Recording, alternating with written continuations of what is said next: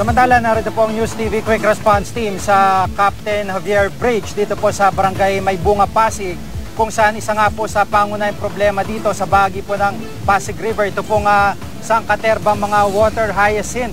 At ito nga po, papakita namin sa inyo kung paano na nito natakpan. Ito pong malaking bahagi ng Pasig River na halos hindi na po gumagalaw ang mga halaman na ito. Daang-daang ektarya po ang nasakop na nito.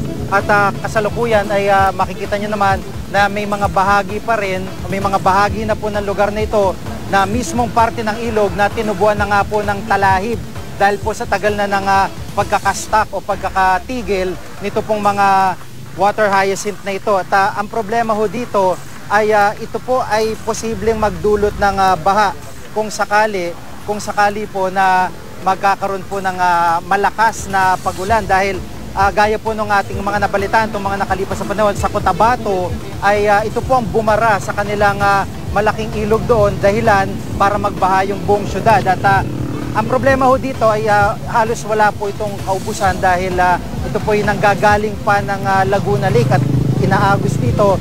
At ipapakita ho namin sa inyo, nagsasagawa po ng kampanya ito pong Pasig City Government, particular itong solid waste management nila. Itong kabilang bahagi po ng Pasig River, bahagi pa rin ito ng Mangahan Floodway, medyo nahawa na. Hindi po dahil sa dami po ng kanilang nakuha dito kanina, kundi inaanod po ito palabas dito sa bahaging ito ng Pasig River patungo po ng Manila Bay. Kaya sigurado na meron ho itong tatambakan o babaran ng mga lugar sa mga susunod na araw habang dahan-dahan po sila na dumadali. Kanina po, bago po kami nagsimula ng programa, nasasakop din po ito ng water hyacinth. Ito po nakikita niyong tubig. Pero ngayon, dandahan na itong naanod palabas sa lugar na ito. At iisa lamang naman ang direksyon nito, dadaan po ito at maglalagos patungong Manila Bay.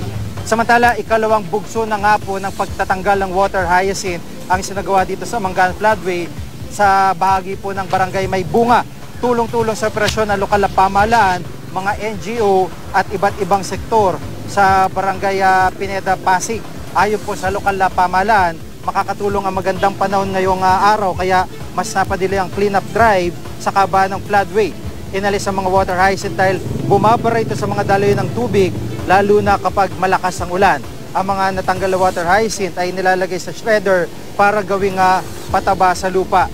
At mamaya nga po ay ipapakita po natin sa inyo yung shredder sa ibaba po ng bahaging ito ng Pasig River kung saan nga po nila parang bina-vacuum yung mga halaman at paglabas po ay kala mo talaga nagiling na at yun nga pong ginagawa nilang pataba. Samantala, ilang beses na pong napabalita ang perwisyong atid ng water hyacinth sa mga lugar na malapit sa ilog. June 2011, libo-libong pamilya na salanta ng pagbaha, yung pong binabanggit ko sa Cotabato City dahil sa mga water hyacinth na bumara sa Rio Grande de Mindanao. Ito rin ang dahilan ng malawakang pagbaha sa Maguindanao noong mga panahong yun. Pumunta pa nga si Pangulong Ninoy Aquino sa Cotabato para makita ang sitwasyon. Noong 2008, nabaran din ng Rio Grande de Mindanao dahil naman sa water lily. Apektado noon ang Cotabato City at iba pang bahagi ng Central Mindanao. Ang bahang tulad nito ang nais maiwasan ng lokal na pamahalaan ng Pasig. Kaya naman simula pa noong Hulyo, puspusan ng paglilinis sa mga water hyacinth sa bahagi po ng Mangahan Floodway na nagda-divert ng tubig mula sa Marikina River patungo sa Laguna de Bay para maiwasang umapaw ang Ilog Pasig.